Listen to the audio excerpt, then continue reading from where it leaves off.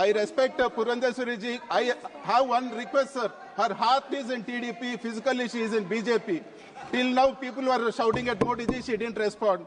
I am talking about Chandrababu Naidu, she is responding. Please make a seat TDP people, sir. I think so. You should not mention the name. Sir, Labu one thing I want to ask the government, sir. Polavaram is a very important issue. Polavaram is a very important issue. In the budget, who has asked for reduction of the capacity of Polavaram, sir?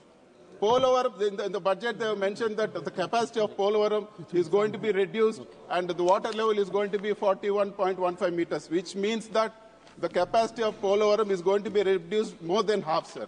And they have pegged the expenditure at 30,000 plus crores, and they're going to release only 5,000 this year and 5,000 next year.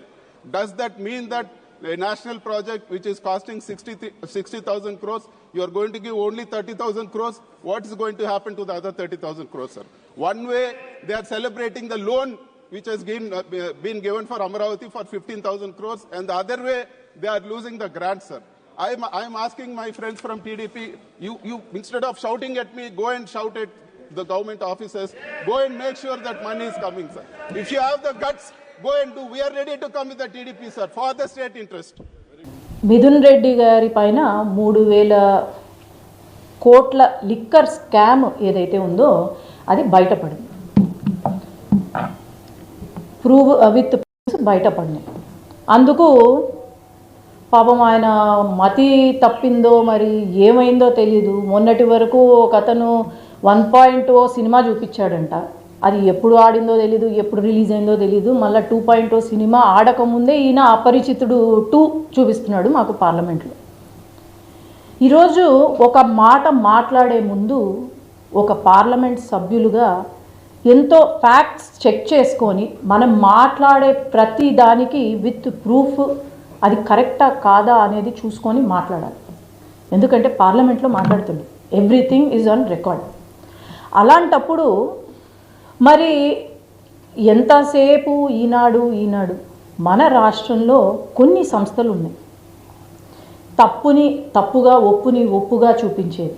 అది పార్టీలకు అతీతంగా చూపించే సంస్థల్లో ఒకటి ఈనాడు, ETV. అది మేము తప్పు చేసినా చూపిస్తున్నారు. మరి అలాంటప్పుడు ఒక వార్త పెద్దిరెడ్డి గారి పైన వచ్చినప్పుడు దాన్ని మనసులో పెట్టుకొని పాపం అతగాడు ఈనాడు జపం చేస్తున్నాడు, మార్గదర్శి పైన మాట్లాడుతున్నారు. అసలు ఫ్యాక్ట్స్ తెలుసా ఆయనకు? మార్గదర్శి దాదాపు 90% ఏవైతే ఉన్నాయో అవి చెల్లించేశారు. అట్లాగే 1% ఎవరికైతే ఇవ్వాలనుకుంటున్నారో అది ఎస్రో ఫండ్లో ఉంది. హైకోర్టు, సుప్రీంకోర్టుకు కూడా వీళ్ళు వెళ్తే అక్కడ ఏకీభవించారు. కోర్టులు అలాగే వాళ్ళు ఫైల్ చేసిన వాళ్ళు కూడా ఏకీభవించారు. ఇది తెలియనట్టుంది ఆయనకు. అట్లాగే మరి వీళ్ళు చేయని దారుణాలు లేవు, వీళ్ళు చేయని మోసాలు లేవు, అసలు దోచుకున్న రంగం లేదు.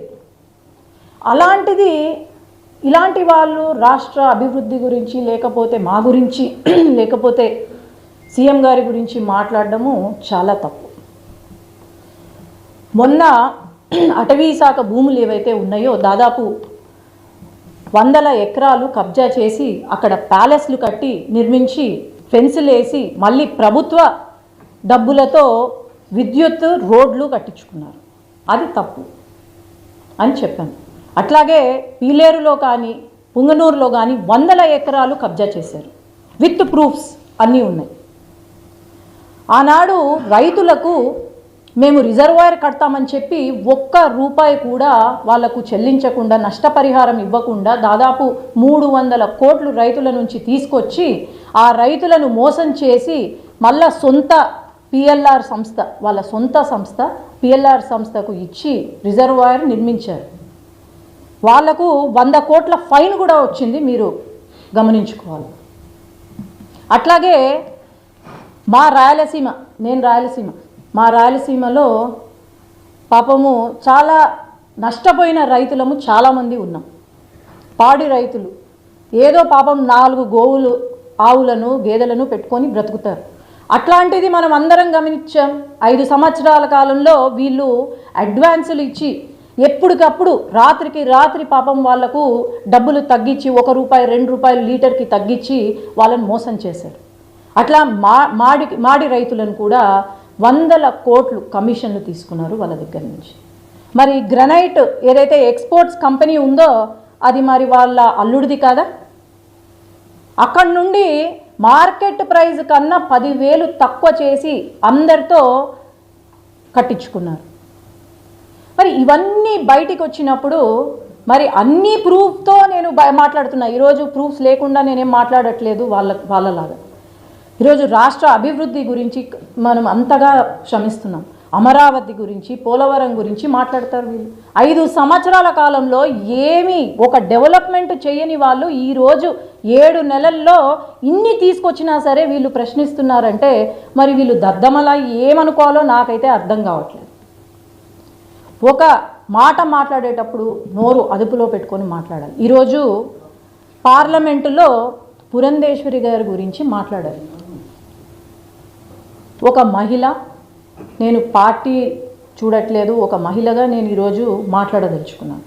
ఒక సీనియర్ లీడరు, కేంద్ర మంత్రిగా చేసినారు.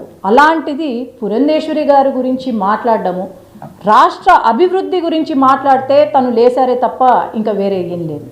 అలాంటప్పుడు ఆయనకు ఏం హక్కు ఉంది? ఫస్ట్ నీ పైన ఉన్న మచ్చ నువ్వు తీసే, ఆ తర్వాత నీకు మాట్లాడే హక్కు ఉందని మేము ఇది ఖచ్చితంగా పార్లమెంట్లో తీసుకెళ్తాము.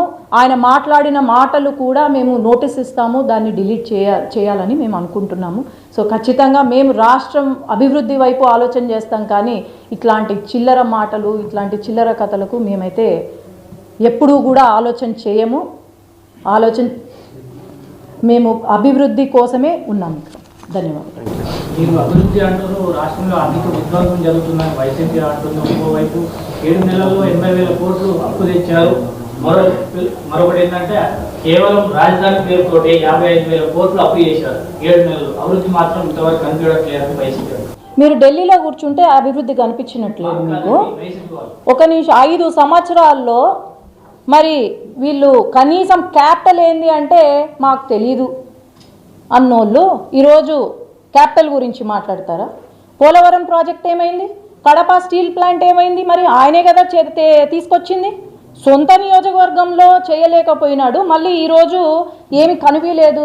ఒకటి, వాళ్ళు చేసిన అప్పులు తీర్చి డెవలప్మెంట్ చెయ్యాలి అంటే రాత్రికి రాత్రి మేమేం మెజిషియన్స్ కాదు. 7 నెలల్లో ఇంతగా ముందుకు తీసుకెళ్తున్నాము రాష్ట్రాన్ని. అది మీరందరూ కూడా దాన్ని అప్రిషియేట్ చేయాలి. కానీ 5 సంవత్సరాలు లేని గొంతులు ఇప్పుడు లేస్తున్నాయంటే ఇంకా ఏమనుకోవాలి వాళ్ళని? ఇదే సినిమా 2.0 సినిమా మేము చూపించాల్సి వస్తుంది.